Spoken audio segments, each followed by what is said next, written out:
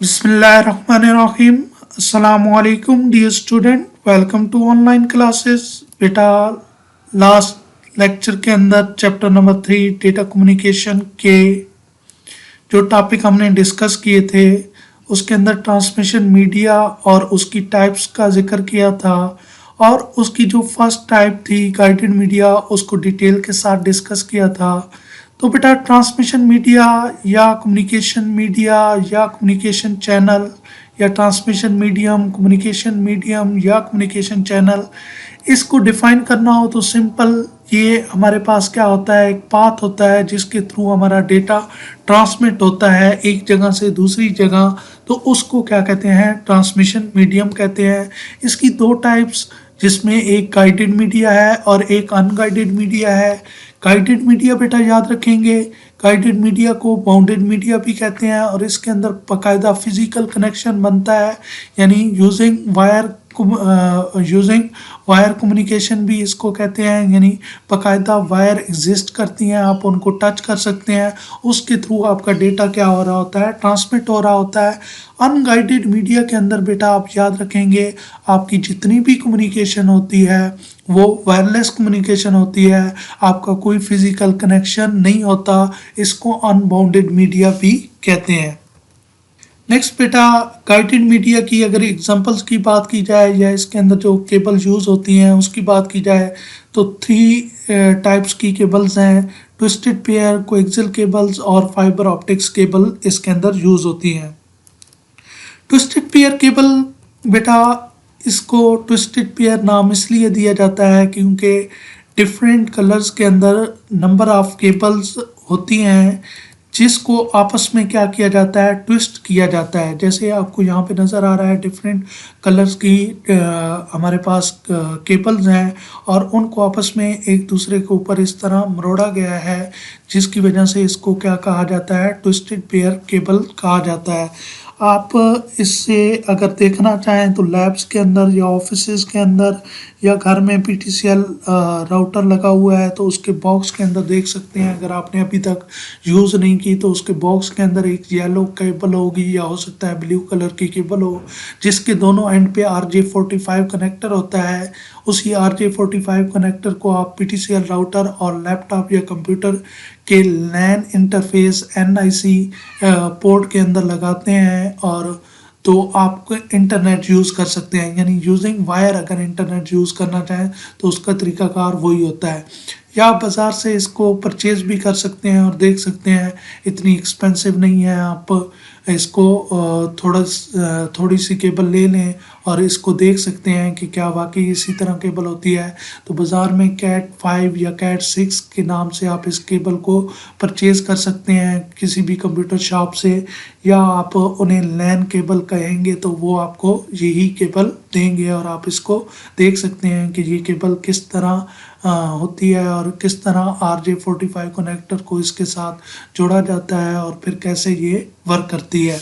तो इस तरह इसके अंदर नंबर ऑफ केबल्स होती हैं जो कि आपस में ट्विस्ट होती हैं, इस वजह से इसको ट्विस्टेड पेयर केबल्स कहते हैं। इसको लोकल एरिया नेटवर्क के अंदर यूज़ करते हैं, जैसे मैंने कहा कि आप लैब्स के अंदर या ऑफिसेज के अंदर इसको देख सकते हैं। नेक्स्ट वन जो है वो है कोएक्सियल केबल। कोएक्सियल केबल की बात की जाए तो अगर आप इसको देखना चाहें तो घर में जो आपका केबल कनेक्शन लगा हुआ है, डिफरेंट चैनल्स आते हैं आपके टीवी पे, तो उसके लिए जो केबल आ रही होती है आप उस केबल को देखें तो वो सेम यही केबल होती है, यानी वो कोएक्सियल केबल होती है, जिसके अंदर आप देखते हैं कि छोटी सी कॉपर वायर होती है और फिर इंसुलेशन होती है, फिर कॉपर मैश होता है और फिर आउटसाइड इंसुलेशन होती है। इस इंसुलेशन का क्या पर्पज़ होता है, इसको कल डिस्कस किया था कि इससे किस तरह हमारी जो डेटा ट्रांसफ़र स्पीड है वो इंक्रीज़ होती है, और कैसे हमारे सिग्नल लॉस नहीं होते, कैसे हमारी जो एक्सटर्नल इंटरफेरेंस है वो कम हो जाती है। तो इस वजह से इसकी इस इंसुलेशन को यूज़ किया जाता है। तो नेक्स्ट इसको जैसे मैंने कहा कि आप केबल टीवी नेटवर्क के अंदर यूज़ करते हैं और घरों में ऑलरेडी आप के हो सकता है कि अवेलेबल हो, वरना आपके किसी रिलेटिव के घर में या दोस्त के घर में होगी। आप केबल चाहें तो इसको देख सकते हैं कि ये वाकई इसी तरह होती है या नहीं होती, तो आपने इसको देख लेना है एक बार।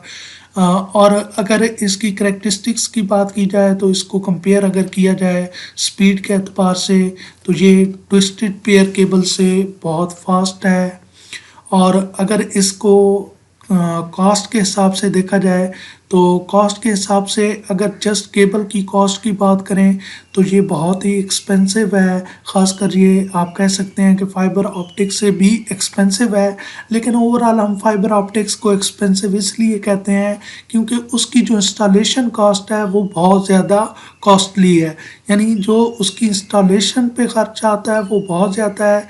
अगर कंपेयर किया जाए इंस्टॉलेशन की कॉस्ट तो कोएक्सियल केबल की इंस्टॉलेशन क्योंकि बहुत आसान है, कम्प्लेक्स नहीं है फाइबर ऑप्टिक्स की तरह, तो इस वजह से इसकी इंस्टॉलेशन कॉस्ट ना होने के बराबर है। इस वजह से इसकी जो कॉस्ट है ओवरऑल वो कम पड़ जाती है और फाइबर ऑप्टिक्स की जो कॉस्ट है वो ज़्यादा पड़ती है। तो ये एक्सपेंसिव है। अगर ट्विस्टेड पेयर केबल से इसको कंपेयर किया जाए, इंस्टॉल आसानी से कर सकते हैं। नेक्स्ट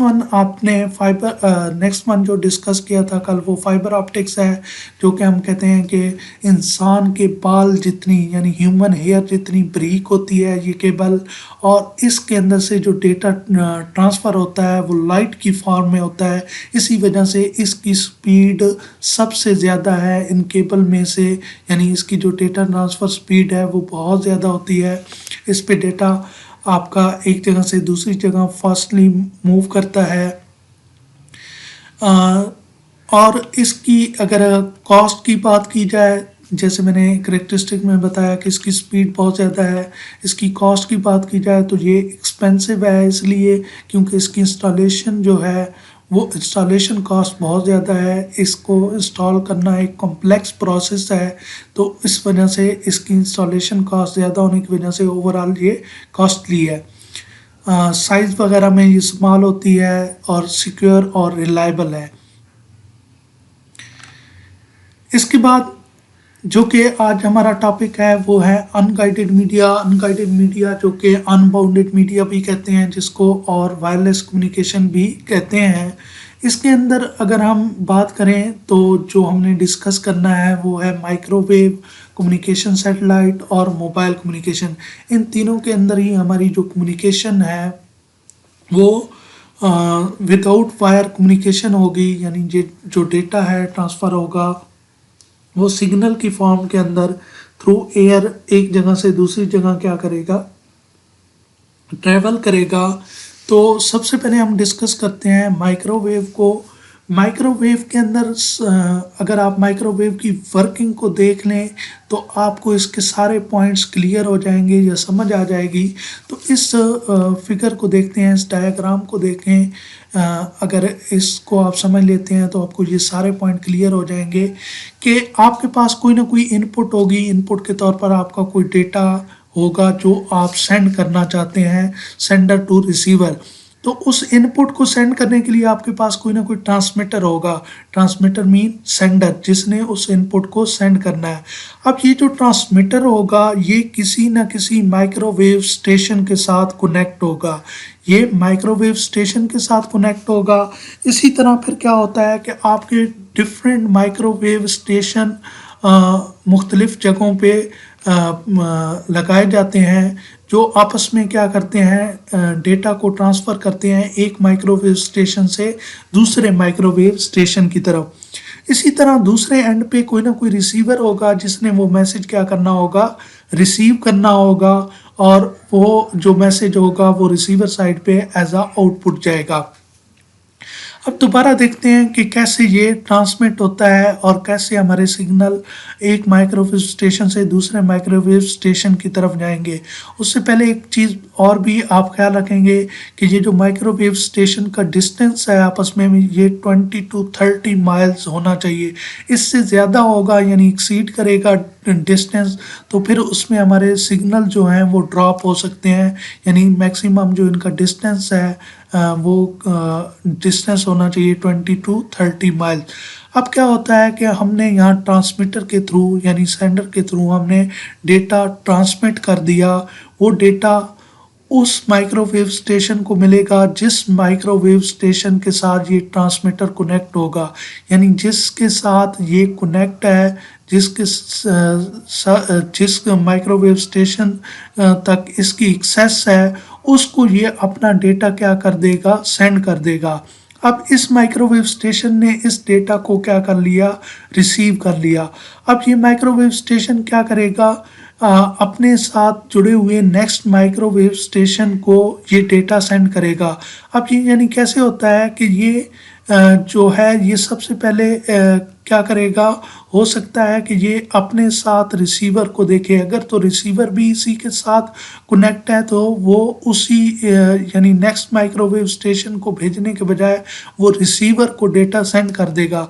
लेकिन अगर जो रिसीवर है वो इसी माइक्रोवेव स्टेशन के साथ कनेक्ट नहीं है, तो फिर क्या होगा कि ये इस माइक्रोवेव स्टेशन से नेक्स्ट माइक्रोवेव स्टेशन तक जो डेटा है वो सेंड किया जाएगा। अब ये जो सिग्नल इस माइक्रोवेव स्टेशन से इस माइक्रोवेव स्टेशन पे जाएंगे, ये हम कहते हैं कि ये लाइन ऑफ साइट के अंदर ट्रैवल करते हैं। इस लाइन ऑफ साइट का मतलब होता है कि स्ट्रेट पाथ के अंदर ट्रैवल करते हैं। इसका मतलब है इस माइक्रोवेव स्टेशन के एंटीना को इस माइक्रोवेव स्टेशन के एंटीना के साथ अलाइन होना पड़ता है। मतलब क्या है कि इन को इस तरह प्लेस किया जाता है, इस तरह इनको लगाया जाता है, इस तरह इंस्टॉल किया जाता है कि अगर स्ट्रेट पाथ में यहाँ से मैसेज जाता है, डेटा जाता है, तो वो सिग्नल डायरेक्ट उस नेक्स्ट माइक्रोवेव स्टेशन एंटीना को कैच हो सके। यानी इसके अंदर हमारा जो सिग्नल्स हैं वो स्ट्रेट पाथ के अंदर जाएंगे और स्ट्रेट पाथ के अंदर ही अगर next microwave station antenna adjust होगा तो वो सिग्नल को रिसीव कर पाएगा। इसलिए पहाड़ों में इसका बहुत ज़्यादा ख्याल रखना पड़ता है कि ऐसी हाइट पे लगाना पड़ता है और इस तरह लगाना पड़ता है कि ये हमारा जो इनके दरमियान में दो माइक्रोवेव स्टेशन के दरमियान में किसी किस्म की हर्डल ना आए, या ये स्ट्रेट पाथ में अगर डेटा यहाँ से यहाँ ट्रांसफ़र होता है तो दूसरा माइक्रोवेव स्टेशन उसको कैच कर सके। अब यहाँ से जो सिग्नल आए इस माइक्रोवेव स्टेशन ने कैच कर लिए। अब इसी तरह यहाँ पे अगर रिसीवर तो इसी माइक्रोवेव स्टेशन के साथ अटैच है तो इस रिसीवर को सिग्नल क्या हो जाएंगे, रिसीव हो जाएंगे। अगर ये इस माइक्रोवेव स्टेशन के साथ ना अटैच होता रिसीवर, तो फिर यहाँ से नेक्स्ट माइक्रोवेव स्टेशन पे सिग्नल जाते उसी तरह स्ट्रेट पाथ में, और फिर उससे नेक्स्ट माइक्रोवेव स्टेशन पे, और ये इसी तरह ट्रैवल करते रहते तब तक जब तक उस माइक्रोवेव स्टेशन तक ये मैसेज, ये सिग्नल ना पहुंच जाए जिसके साथ हमारा रिसीवर कनेक्ट है। तो रिसीवर जिस भी माइक्रोवेव स्टेशन के साथ लिंक्ड होगा, जैसे यहाँ पे माइक्रोवेव स्टेशन के साथ लिंक्ड है, तो ये माइक्रोवेव स्टेशन उन सिग्नल्स को, उन डेटास को कहाँ पे सेंड कर देगा, रिसीवर को सेंड कर देगा, और रिसीवर इस तरह उस आउटपुट को रिसीव कर लेगा। तो इसके अंदर एक तो आपने याद कर रखना है पॉइंट कि आपकी बोथ वॉइस और डेटा कम्युनिकेशन हो सकती है, यानी वॉइस डेटा हो या दूसरा हमारे पास डेटा हो उसको ट्रांसमिट किया जा सकता है। डेटा हमारा कोई वायर्स के थ्रू ट्रांसमिट नहीं हो रहा होता बल्कि एयर के थ्रू ट्रांसमिट हो रहा होता है। रेडियो सिग्नल्स होते हैं जो मुख्तलिफ फ्रीक्वेंसीज़ के ऊपर हमारे क्या होते हैं, ट्रैवल करते हैं।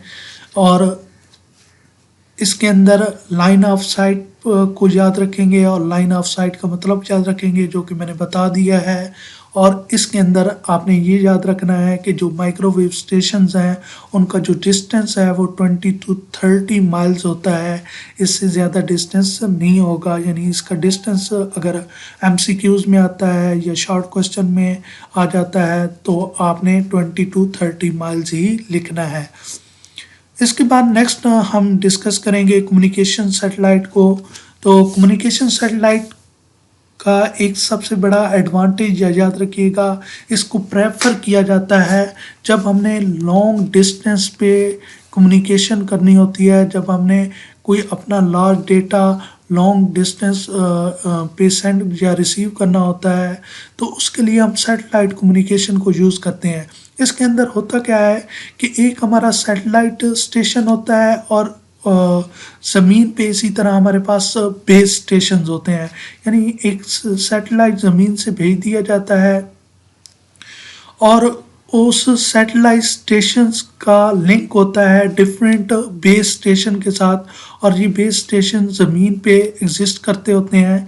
अब इस सैटेलाइट के साथ हमारी जो कम्युनिकेशन है, ये बेस स्टेशन जो है ये कम्युनिकेट कैसे करते हैं कि फॉर एग्ज़ाम्पल इस बेस स्टेशन ने यहाँ से कोई डेटा सेंड करना है इस बेस स्टेशन पे, तो यहाँ से क्या होगा, यहाँ से वो डेटा सेंड होगा इस बेस स्टेशन से इस सैटेलाइट की तरफ, और इस प्रोसेस को कहा जाता है अपलिंक। यानी जब बेस स्टेशन से सैटेलाइट स्टेशन की तरफ यानी सैटेलाइट की तरफ आपका डेटा ट्रांसफ़र हो रहा होता है, तो उसको अपलिंक कहा जाता है। और जब यही कम्युनिकेशन कुछ ऐसे हो रही है, तो यह सैटेलाइट टू बेस स्टेशन, यानी सैटेलाइट से डेटा आपका मूव हो रहा होता है बेस स्टेशन की तरफ, तो उसको डाउन लिंक प्रोसेस कहा जाता है या डाउन लिंक कम्युनिकेशन कहा जाता है। और अप लिंक कम्युनिकेशन जब आपका base station to satellite data transmit होता है। तो इस तरह एक बेस स्टेशन से दूसरे बेस स्टेशन पे आपका डेटा क्या होता है, ट्रांसमिट होता है।